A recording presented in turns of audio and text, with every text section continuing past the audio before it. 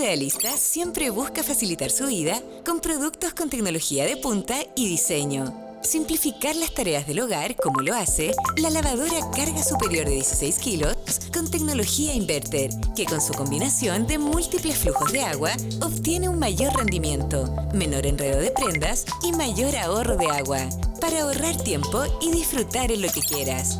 Hoy vamos a ocupar ese tiempo en aprender cómo transformar una polera vieja en una bolsa.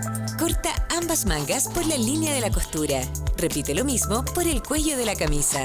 Ahora da vuelta la polera y corta en tiras la parte inferior. Luego amarra cada una de las tiras entre sí hasta llegar al final.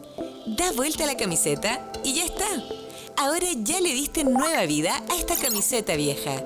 Tú también puedes ser un idealista, porque vivir mejor es una buena idea.